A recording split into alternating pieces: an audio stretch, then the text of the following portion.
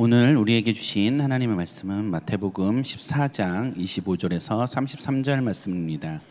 신약 24페이지입니다. 밤사경에 예수께서 바다 위로 걸어서 제자들에게 오시니 제자들이 그가 바다 위로 걸어오심을 보고 놀라 유령이라 하며 무서워하여 소리 지르거늘 예수께서 즉시 이르시되 안심하라 나니 두려워하지 말라. 베드로가 대답하여 이르시되 주여 만일 주님이시거든 나를 명하사 물 위로 오라 하소서 하니 오라 하시니 베드로가 배에서 내려 물 위로 걸어서 예수께로 가되 바람을 보고 무서워 빠져가는지라 소리질러 이르되 주여 나를 구원하소서 하니 예수께서 즉시 손을 내밀어 그를 붙잡으시며 이르시되 믿음이 작은 자여 왜 의심하였느냐 하시고 배에 함께 오르매 바람이 그치는지라. 배에 있는 사람들이 예수께 절하며 이르되 진실로 하나님의 아들이로소이다 하더라. 아멘.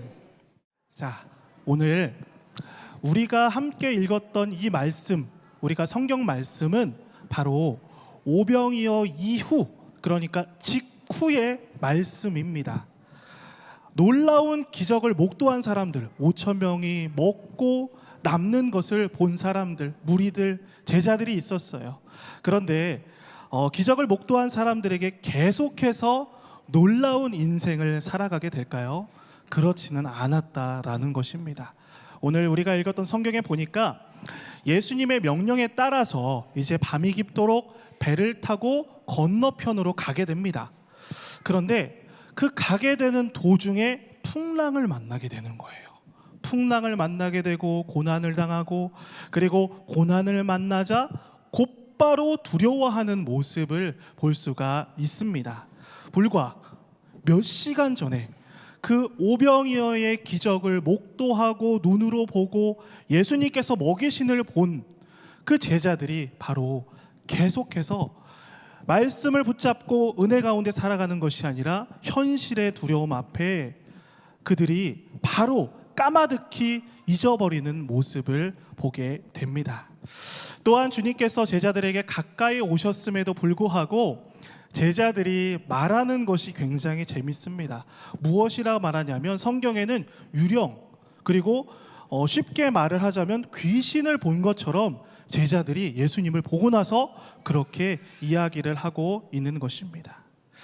이렇듯 제자들은 기적을 가장 가까이에서 본 그 믿음이 있었지만 갑작스레 찾아온 두려움과 염려 앞에 어쩔 줄 몰라 하는 모습을 보이게 된다라는 겁니다.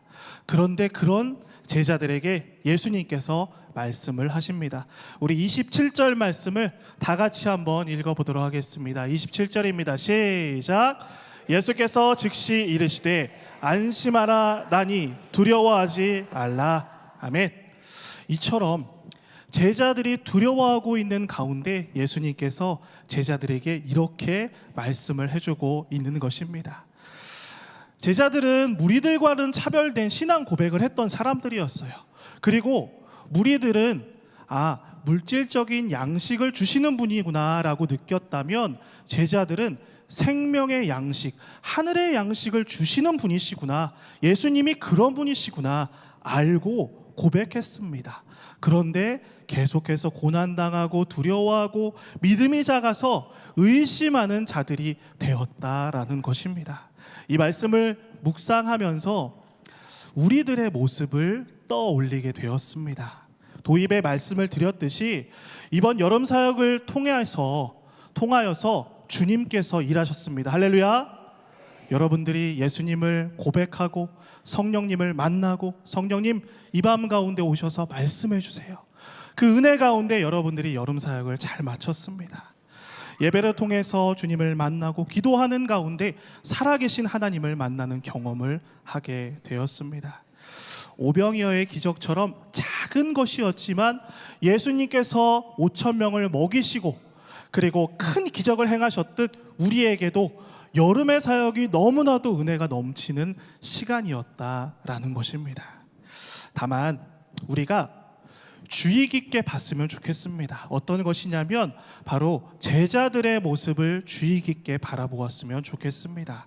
수천 명을 먹이시고 하나님의 아들이신 예수님을 더욱 알고 그 생명의 말씀, 하늘의 양식을 깨닫고 난 직후에 바로 풍랑을 만났을 때 흔들리고 두려워하고 있는 그 제자들의 모습인데, 이것은 비단 제자들뿐만 아니라 우리의 모습이기도 하기 때문에 그렇습니다.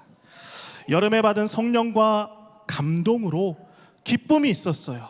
그런데 현실의 문제, 친구와의 갈등, 학업의 스트레스, 이 통해서 어느새 예수님을 잊어버리게 되는 것입니다. 두려워하고 떨고 있는 모습, 나를 발견하게 되는 것입니다. 은혜는 받았지만 현실 속에서 믿음을 지켜나가지 못하고 믿음을 잃어버리는 모습을 발견하게 됩니다. 주님의 이름으로 권면합니다. 자, 여러분, 하나님께서 진정 기뻐하시는 어린이, 학생, 청년, 성도는 바로 받은 은혜를 감직하고 삶 속에서 예배를 드리는 사람을 하나님께서 기뻐하십니다. 말이 좀 어렵죠. 이게 여기 작년 성도님들은 다 이해하시지만 어린 친구들은 그럴 수 있어요. 아니, 어떻게 계속해서 예배를 드려요? 주일 한 번에 예배를 드리는 것도 힘든데 삶으로 어떻게 예배를 드려요? 라고 물어볼 수 있습니다. 이 말은 쉽게 말하면 기도하는 마음을 가지고 하루를 살아가는 것을 말하는 거예요. 기도하는 마음을 가지고 여러분이 주일날 예배를 드리고 돌아가서 그곳에서 일주일 동안 살아가는 것을 말을 합니다. 여러분, 우리가 밥을 먹기 전에 기도하죠. 그렇죠? 안 하는 친구들 손 들어보세요. 많은 친구들이 지금 손을 들고 있습니다. 자, 이것처럼 우리가 밥을 먹기 전에 기도를 하는 것처럼 여러분들도 여러분이 살아가면서, 하루를 살아가면서 마찬가지예요. 학교를 가기 전에 잠깐 기도하고, 그리고 친구와의 다툼이 있다면 잠깐 앉아서 기도하고, 그리고 여러분이 어려운 선택이 있을 때 기도를 하는 것을 말하는 것입니다. 자, 내가 하고 싶은 대로 사는 것이 아니라 예수님이라면 어떻게 행동하실까? 예수님이라면 어떻게 생각하실까라는 것입니다. 자, 말씀을 마치도록 하겠습니다. 오병이어의 기적이 있고 난 후에 사람들이 예수님을 슈퍼스타, 그리고 이 땅 가운데 대선지자, 그리고 왕으로 오실 분이라고 무리들이 계속해서 예수님을 찬양했어요. 그런데 예수님이 그 찬양하는 가운데, 찬송하는 가운데 예수님께서 그 분위기에 흠뻑 취해서 그것을 즐기셨나요? 아닙니다.